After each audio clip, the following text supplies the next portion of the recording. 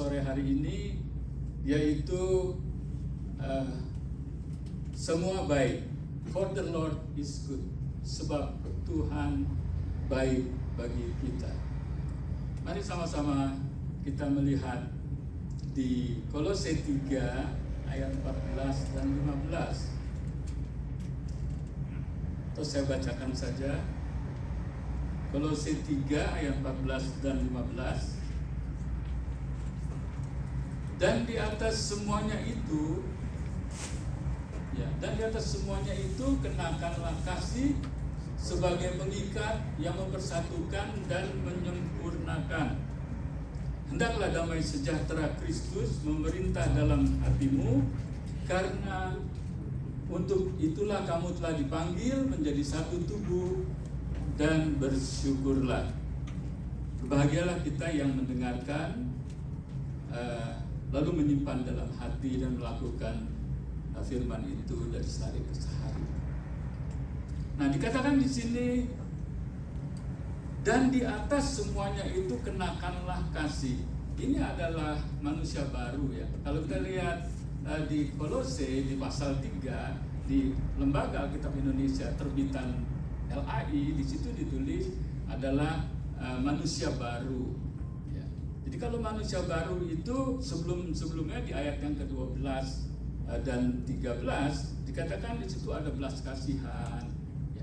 Kalau manusia baru kan begitu. Ya, manusia lamanya sudah ditinggalkan. Ada belas kasihan, ada kemurahan, ada kerendahan hati, ya. Ada kelemah lembutan, ada kesabaran dan ada pengampunan. Ya. Tetapi itu semua baik. Tetapi itu harus direkatkan, harus diikat oleh yang disebut kasih. Ya. Nah, ini kasih yang bagaimana? Yang dikatakan kenakanlah kasih sebagai pengikat yang mempersatukan dan menyempurnakan.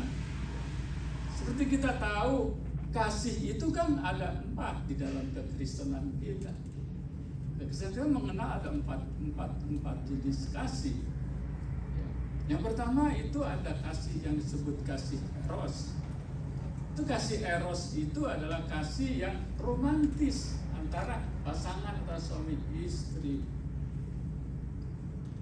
Tetapi itu baik ya, tetapi itu bisa berubah-ubah. Kasih yang romantis itu bisa berubah dan tidak tetap. Mungkin hari ini dia romantis pasangan kita, ya. Besok dia nggak romantis, berubah. Mungkin hari ini dia pulang kerja, suaminya bawa ini, pulang bawa bunga. Dia bilang kasih Bu Suci, oh romantis sekali Bu Suci itu. Tapi 2 hari kemudian dia nggak bawa. Bu Suci bilang kurang romantis. Jadi berubah.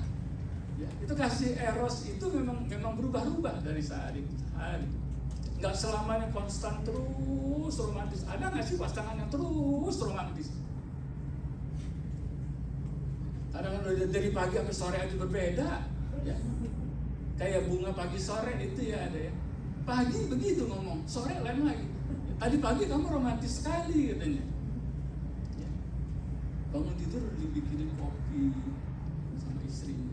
Ya udah ada kue, ada roti, ada ini, ada itu. Wah romantis, dia ada kasih, dia ada kiss. Sore-sore dia bisa marah-marah sama kita.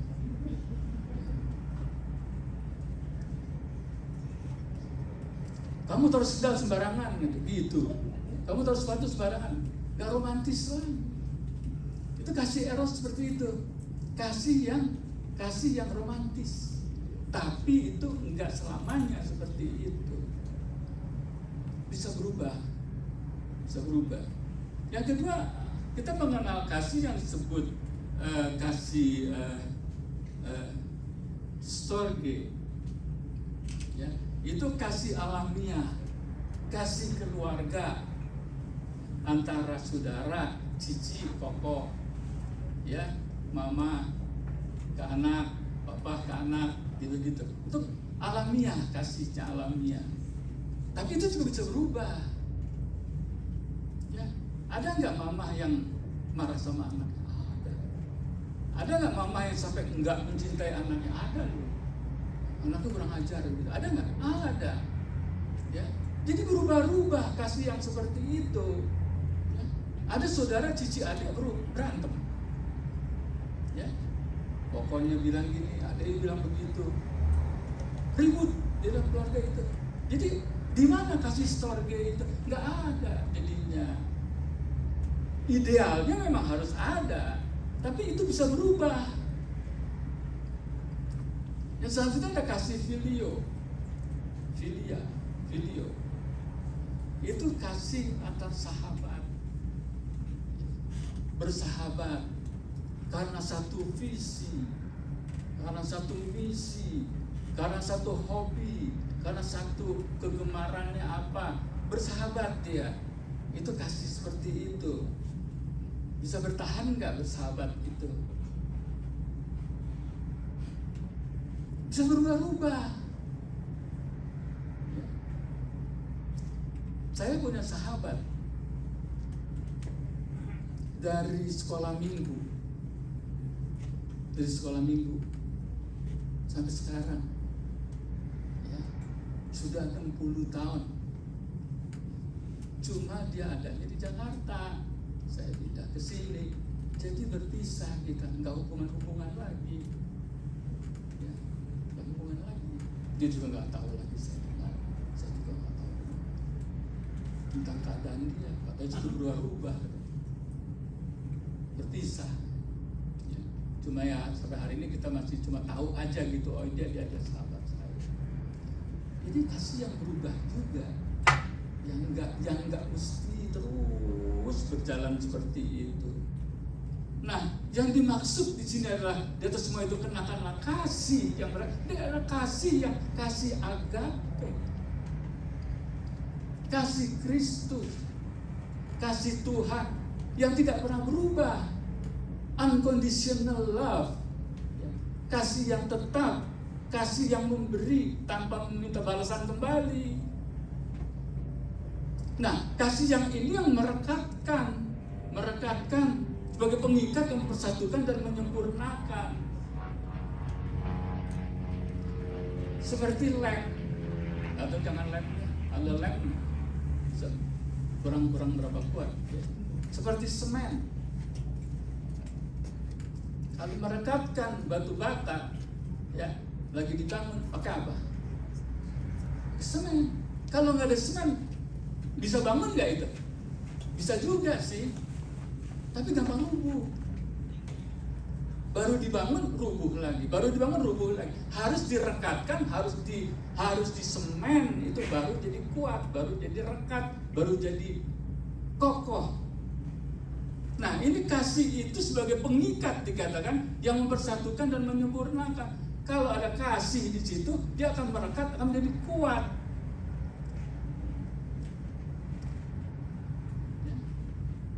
Suami istri juga seperti itu, harus punya kasih, walaupun sudah rendah hati, sudah lemah lembut, ya, kelemah lembutan yang bisa berubah-ubah, ya.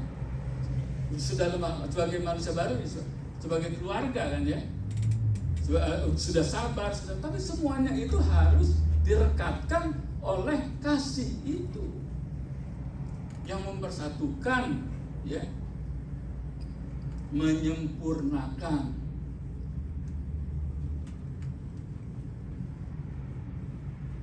Loving each other, mengasihi satu sama lain dengan kasih Kristus, kasih agape. Ini hubungan suami istri, Paul dan Susi, atau saya dan istri saya, atau ibu-ibu dan sama bapak-bapak di sini, ya, atau pemuda-pemudi, ya. Ini pasangan suami istri ini, saudara bukan sih? Bukan. Ada turunan, ada ini kan, ada hubungan darah, nggak ada kan? Susi bukan mamanya Paul, bukan kan? Paul bukan papanya Susi kan? Bukan. bukan cici adik, bukan keluarga. Kok mau sih mengasihi dia? Kok mau sih sediain makan, berbuat baik, ya, bikinin kopi? Kok mau? Oh begitu, mau kerja keras. Mau kerja keras buat siapa? Yesus. Padahal bukan anaknya, bukan juga maminya. Dia kerja keras, memberikan nafkah, memberikan ini, kadang-kadang dengan hadiah yang terbaik. Karena mengasihi, kasih. Kalau nggak begitu mana bisa begitu? Nah, kasih ini yang di dalam keluarga itu harus menjadi merekat supaya langgeng gitu, supaya panjang, forever gitu ya, selamanya. Kasih, miliki kasih di dalam keluarga itu. Lalu dikatakan, hendaklah damai sejahtera Kristus memerintah dalam hatimu, karena untuk itulah kamu telah dipanggil menjadi satu tubuh, dan bersyukurlah. Hendaklah damai sejahtera Kristus memerintah di dalam hatimu. Di dalam Alkitab bahasa Inggris dikatakan, and let the peace of Christ rule in your heart, to which indeed you were called in one body, and be thankful. Artinya, damai sejahtera Kristus itu ada memerintah dalam hatimu, itu menjadi rule, menjadi hukum, menjadi aturan di dalam keluarga. Ada yang menerjemahkan ini adalah sebagai wasit damai sejahtera Kristus memerintah dalam hatimu, sebagai wasit supaya engkau ini menjadi damai sejahtera. Yang berkuasa kan wasitnya kalau di dalam pertandingan. Sekarang lagi musim bola ini. Ya. Wasit itu kan yang pegang peranan. Kalau wasit Prit, kamu melanggar, Prit, melanggar. Kalau wasit itu bilang jalan, dia memerintah. Hendaklah damai sejahtera Kristus itu memerintah di dalam hatimu. Kalau mau ada mau timbul pertengkaran, ya, ada mau timbul apa, biarlah Kristus itu memerintah di dalam hati kita, supaya damai sejahtera itu hadir di dalam kehidupan keluarga itu. Lalu dikatakan di sini menjadi satu tubuh. Kamu dipanggil menjadi satu tubuh.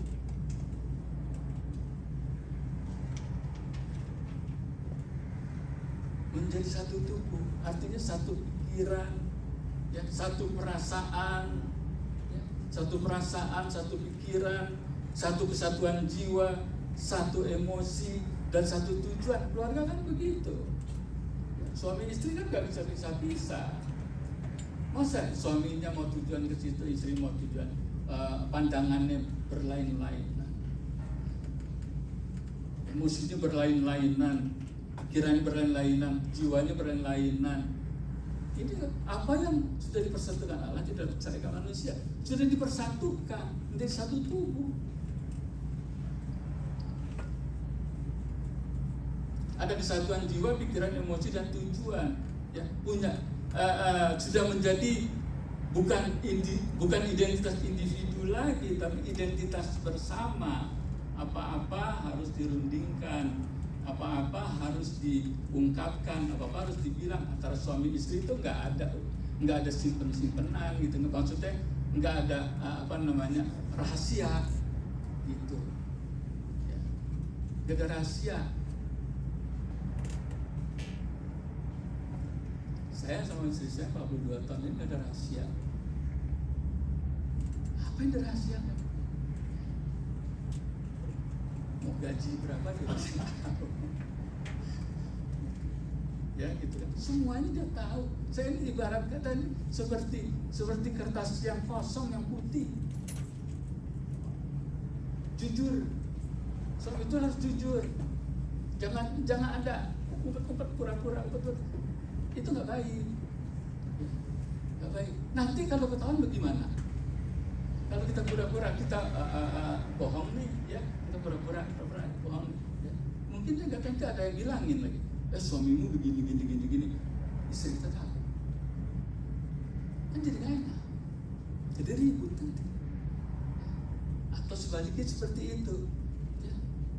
Jadi harus diungkapkan, suami istri itu harus terbuka, harus jujur, kan satu tubuh dikatakan, satu pikiran harus diungkapkan, jujur seadanya. Kalau bicara sama suami dengan istri dengan suami, jangan umpet-umpet, ya. Itu. Sebab orang yang berdusta itu, ya, akan gak tenang hatinya. Gitu. Kalau kita ada satu hal yang kita berdusta sama pasangan kita, ada satu hal yang membuat kita tidak tenang. Tapi orang yang merdeka itu orang yang tidak punya kepura-puraan. Benar ya? Kalau orang yang merdeka itu seperti orang yang nggak korupsi nih. Kalau di dalam satu perusahaan dia nggak korupsi, mau diperiksa juga dibuka aja. Orang kita nggak ada apa-apa kok. Tapi kalau orang ada yang mencuri sedikit begitu di dalam perusahaan atau apa, dia akan ketakutan.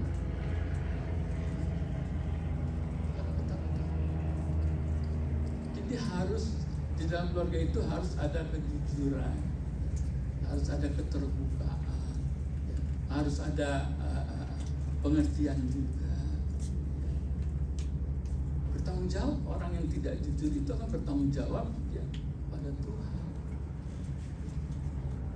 Sebab kan kalau kita orang Kristen menikah kan ada saksi, kita bersaksi, kita berjanji di hadapan Tuhan. Nah, damai sejahtera yang tadi itu adalah seperti wasit yang memberikan memerintah di dalam hati kita. Lalu dalam satu tubuh ada kesatuan di dalam jiwa, pikiran, dan emosi. Ya. Lalu dikatakan juga dan bersyukurlah di ayat yang ke-15 itu. Dan bersyukurlah.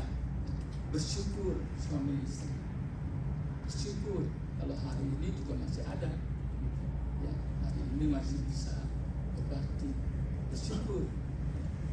Bersyukur tuh bukannya punya istri itu, wah istriku pinter loh, istriku pinter, aku bersyukur punya istri pinter. Kalau istrinya gak pinter, bersyukur enggak kan? Aku bersyukur loh punya suami kaya. Bersyukur suami saya kaya. Tesla 2, 3. Kalau suaminya nggak kaya gimana? Bersyukur nggak?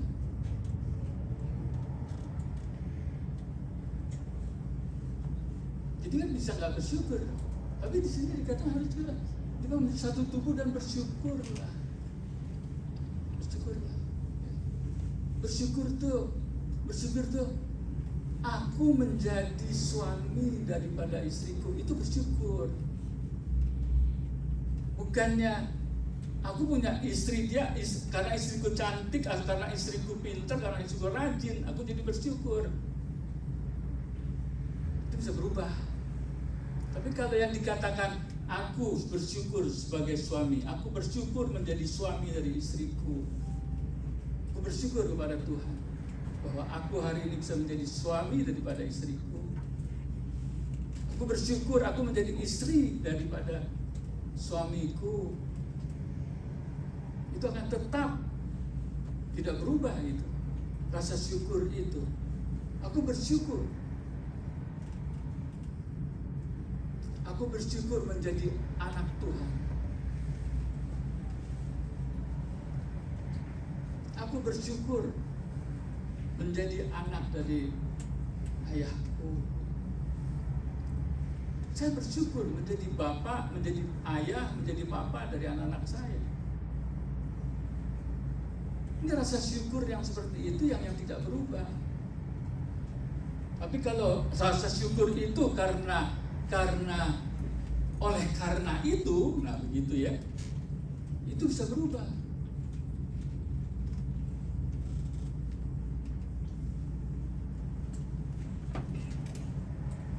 Mengungkapkan rasa syukur itu di dalam hati kita sendiri, bahwa aku bersyukur menjadi seperti ini. Aku bersyukur menjadi anak Tuhan. Aku bersyukur percaya kepada Tuhan. Aku bersyukur. Enggak semua orang bisa percaya kepada Tuhan. Benar? Enggak gampang-gampang minta orang supaya percaya sama Kristus. Tapi kalau orang bisa percaya sama Kristus, dia harus bersyukur. Aku bersyukur aku bisa percaya kepada Kristus. Aku bersyukur aku bisa melayani Tuhan.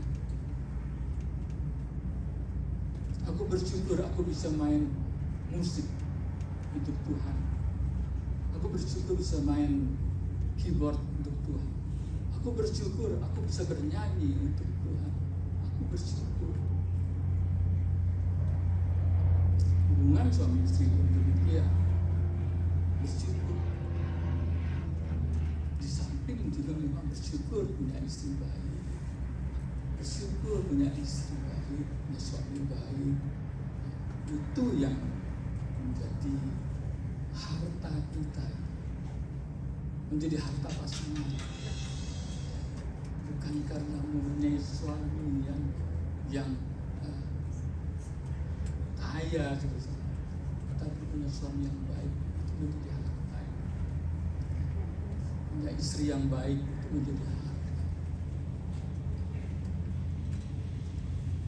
Kita buka di Filipi 2 ayat 1 dan 5. Filipi 2 ayat 1 sampai dengan 5. Jadi karena dalam Kristus ada nasihat, ada penghiburan, ada persekutuan roh, ada kasih mesra dan belas kasihan. Karena itu sempurnakanlah sukacitaku dengan ini. Hendaklah kamu sehati sepikir, dalam satu kasih, satu jiwa, satu tujuan. Harus sehati sepikir, supaya tidak ada perpecahan di dalam keluarga juga, supaya harus punya sehati sepikir. Jangan tidak ada kesehatian gitu, tidak ada kesamaan di dalam pemikiran. Sehati sepikir. Mau pindah rumah contohnya, saya mau pindah ke situ, sehati sepikir nggak berdua? Harus sehati sepikir ya, kalau nggak bisa berjalan seperti itu. Satu tujuan kan, kita mau pindah rumah ke daerah Cino gitu, ke daerah mana, Walnut. Harus ada satu tujuan, sehati sepikir. Jangan bertentangan.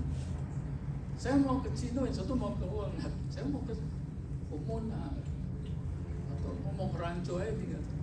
Nggak pindah-pindah, karena berbeda. Nggak sehati sepikir. Jadi dikata, hendaklah kamu sehati sepikir dalam satu kasih, satu jiwa, satu tujuan. Dalam keluarga ini penting nih, punya satu tujuan, bersatu jiwanya, satu kasih, yaitu kasih agape itu, ya. Lalu sehati sepikir. Ayat 3 dikatakan, dengan tidak mencari kepentingan sendiri atau puji-pujian yang sia-sia. Sebaliknya adalah dengan rendah hati yang seorang menganggap yang lain lebih utama daripada dirinya sendiri. Rendah hati. Yang lain lebih utama daripada dirinya sendiri. Istri saya lebih utama daripada saya. Si istri bilang, suami saya lebih utama daripada saya. Dengan tidak mencari kepentingan sendiri dan pujian yang sia-sia. Jangan untuk kepentingan sendiri, tapi kepentingan keluarga, kepentingan istri kita, kepentingan suami kita juga. Dengan rendah hati menganggap yang lain lebih utama daripada dirinya sendiri. Rendah hati. Kalau suami salah, yang bilang salah sama istrinya. Kalau istri salah, ya bilang salah sama suaminya, minta maaf, ya, minta maaf. Ya.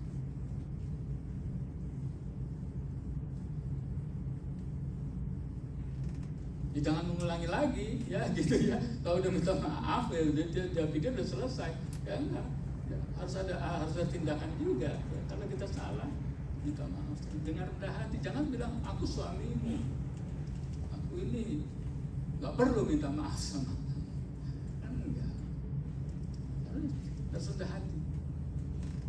Suami istri harus saling rendah hati, harus saling memaafkan, ya harus saling mengaku. Di dalam Yakobus kan dikatakan, saudara-saudaraku, katanya, saling mengakulah kamu kepada kamu, ungkapkan kalau ada salah, kalau ada kekeliruan, gitu kan. Kadang-kadang kita salah juga kan, ya salah memandang, salah ngomong, salah ini, salah itu, bisa aja. Tapi harus diungkapkan, harus ngomongin. Ya, saya sih begitu ya. Saya suka tanya sama saya salah apa ya? Tapi dia nggak pernah bilang saya salah sih. Jarang bilang saya salah. Ya kamu salah. Enggak.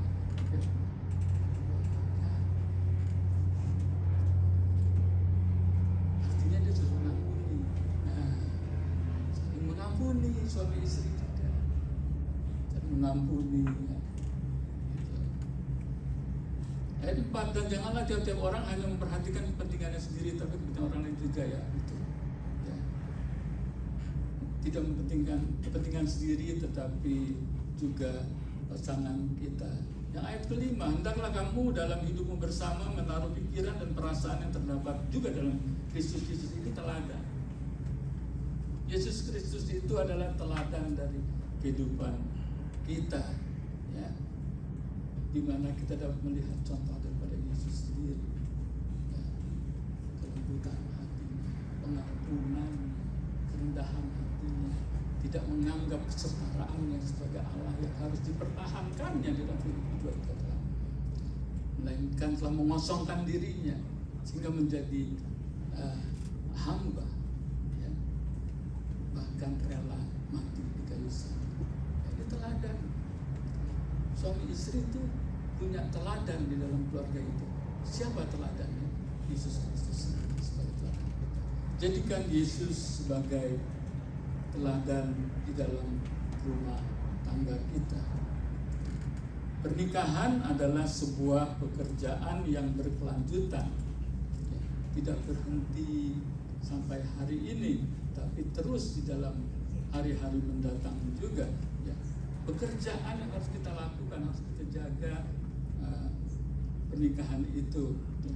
Karena pernikahan sebuah karya seni yang tidak pernah sepenuhnya selesai, yang membutuhkan pemeliharaan harian, memerlukan pemeliharaan harian, ya, investasi yang tulus dan ketergantungan kepada Tuhan.